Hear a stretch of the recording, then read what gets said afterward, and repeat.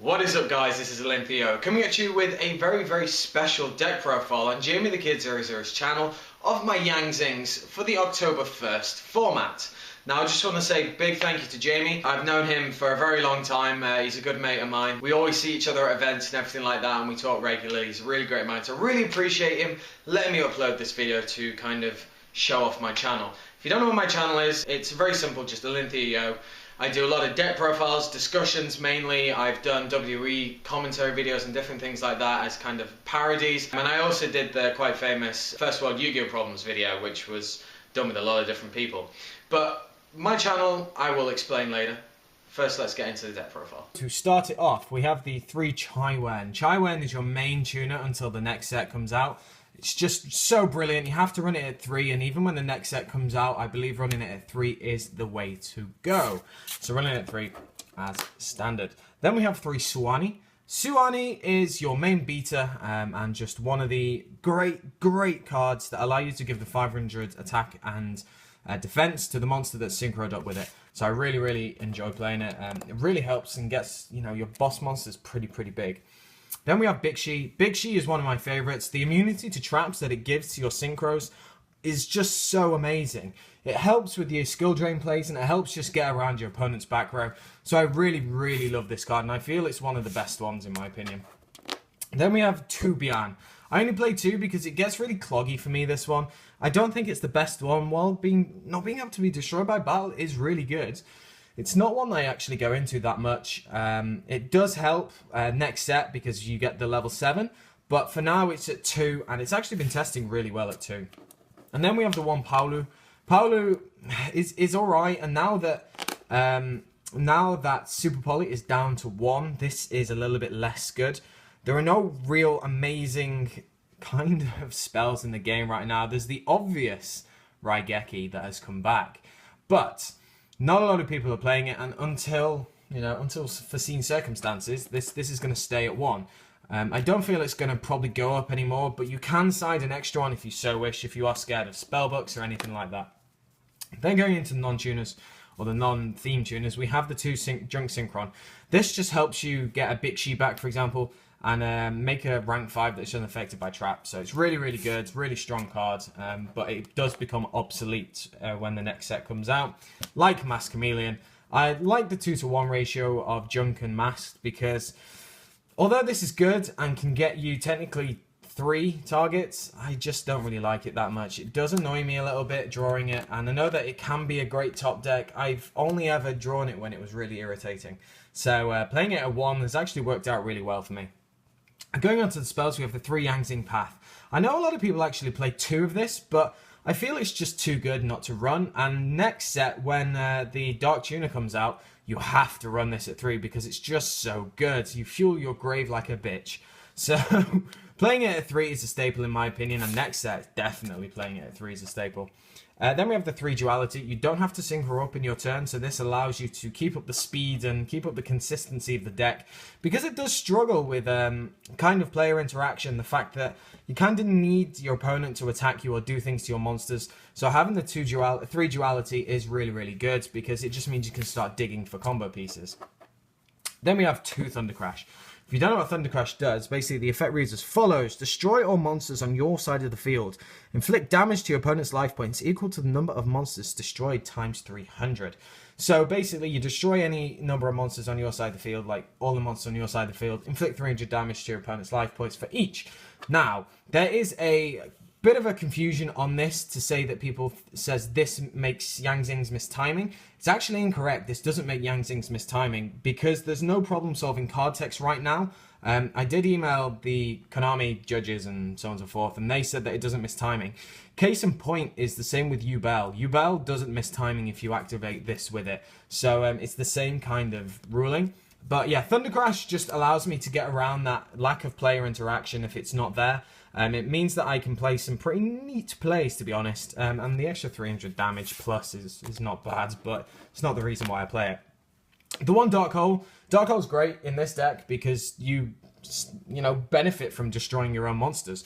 So it's really good. 1 Book of Moon, because I really rate Book of Moon. I think it's a great card and gets around Winder. The one Mind Control, just it's a synchro-based deck. You play it because you steal your opponent's monsters and then synchro up with them if you so wish, or just to get them out of the way. The one Raigeki, the returning card itself, it is like Dark Hole, but the fact that you just clear your opponent's boards, even if they've got floaters or whatever, it doesn't matter. If you've got a lockdown or you've got a really annoying monster on your opponent's side of the field, Raigeki is a great, great, great card to have. And then finally, the one newly limited Soul Charge. Still a great card. I believe it's a staple in basically every deck now because it's basically just like Monster Reborn. So yeah, that's the spells. And then finally we have the traps. We have the 3 Yang Zing Creation, one of your main trap cards. You just want to get this as soon as possible and just generate the advantage. Just keep churning it out. Then we have the 3 Skill Drain. This card is brutal. This card wrecks formats. And it just works so perfectly in this deck because you use it with Bixi, make your synchro unaffected by trap cards, and just start absolutely pummeling your opponent. Because it's very difficult for a deck to have to deal with, you know, just a monster that's immune to traps, and also with a face-up skill drain on your side of the field. It's just very, very difficult. So 3 skill drain is imperative in this deck, in my opinion. We have 2 wiretap, just because I don't really want to see any annoying traps. I quite like running wiretap in this deck, so yeah, that's the reason why I have 2 of them.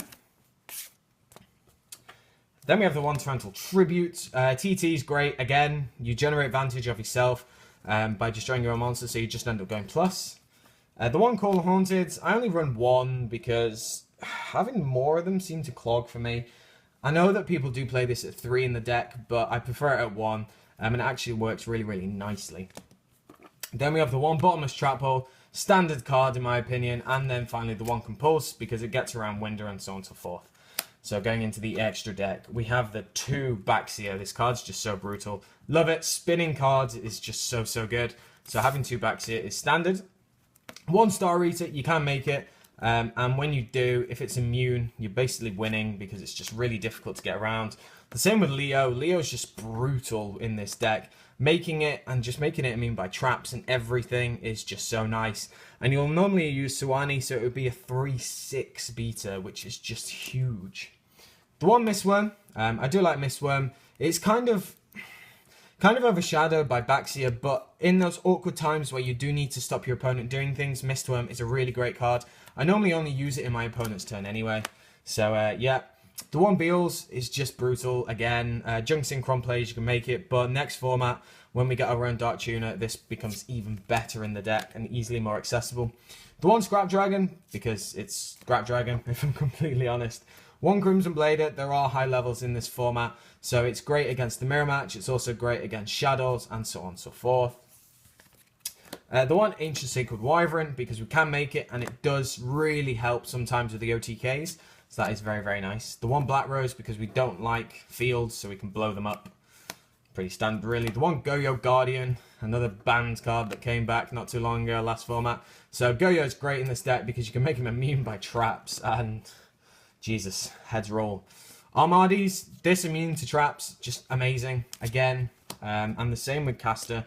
They're all just really, really good cards when they've got their immunities. Even if they don't have immunities, they're still brilliant. Dragon of Rebirth, this actually helps quite a lot in my opinion, because you can make some kind of defensive plays and it puts your opponent under a bit of pressure because they'll have to just look at your graveyard, look at theirs and be like, what's he going to steal? And that is the important thing. You can take something out of your opponent's grave to put them under a bit of pressure as well. So I really, really like running this card. And then finally we have Underworld Fighter because he's quite interesting to make, and him being unaffected by battle is just very, very nice. That's normally the way you'll bring it out. So that is it, guys. I hope you enjoyed the deck profile, and basically, back to my face. So that was the deck profile. I hope you did enjoy it. Thank you very much for sticking with me for this long. If you want to know more about my channel, go check it out. The link's down here. The banner's somewhere else. And as I said earlier, I do discussions, deck profiles, just loads of different things. Lots of fun videos, in my opinion. And I'm a fellow Brit YouTuber, so what can I say? So once again, I want to thank Jamie the Kid 00. Thank you so much again for letting me come up. See you at YCS London. Hopefully see you guys over on my channel, and I'll catch you later.